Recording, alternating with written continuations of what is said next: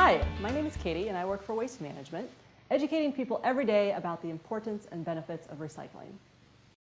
Here at our local recycling facility in Denver, Colorado, we accept the following: paper and cardboard, aluminum cans, steel and tin cans, glass bottles, and plastic bottles and containers labeled numbers 1 through 7. So you want to remember to look for the triangle symbol on the bottom of the bottle, and if it has a number 1 through 7, it's recyclable.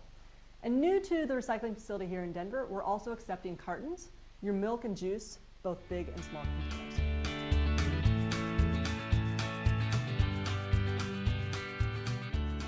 After your materials are placed in the bin and taken out to your curb, they're picked up by a truck that brings those materials to our Materials Recovery Facility, or MuRF for short.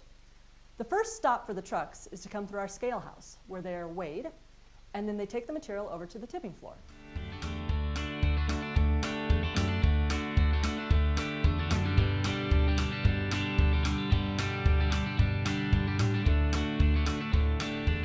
From the tipping floor, we scoop the material up and load it onto a series of conveyor belts where it is then sorted and processed.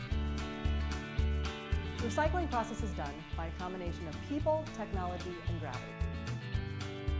At this facility, we have over 2.5 miles of conveyor belts. The square footage is just about 85,000 square feet. We operate 5, sometimes 6 days a week, 20 hours a day. Please be aware that there are certain things you should not put into your recycling bin. Some of these things include plastic bags, food and liquids, yard waste, video and cassette tapes, shredded paper, and coffee cups, like the kind that you get at your favorite coffee shop.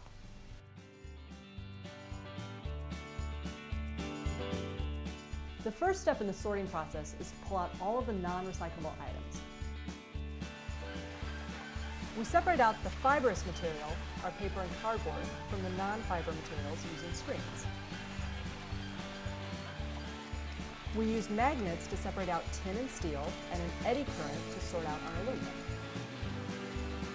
We use air to blow out materials like paper and plastics. Our newest technology, called a T-Tech optical sorter, uses a camera to take a shot of materials as they pass along a conveyor belt, and then once identified as the desired material, air jets blow the material into a separate container. Once materials are sorted, they are stored in containers until they are ready to be baled. The materials are baled by type, such as aluminum, metals, and paper. Each of these bales weighs between 1,400 and 1,800 pounds. Bales are then shipped off on train cars to manufacturers who will turn these materials into new materials. Aluminum cans are turned into new aluminum cans and take only 60 days to end up back on the store shelf after being recycled.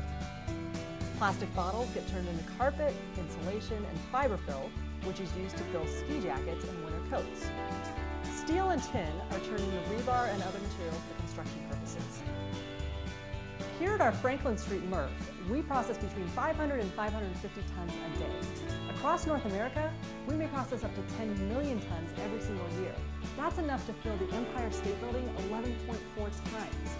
By 2020, Waste Management's sustainability goals would be to process 20 million tons of recycling material every year.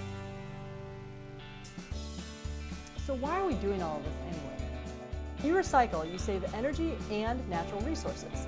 As an example, if you recycle just one aluminum can, the energy that you save can be used to power your television set for 3 hours. So think green and think Waste Management.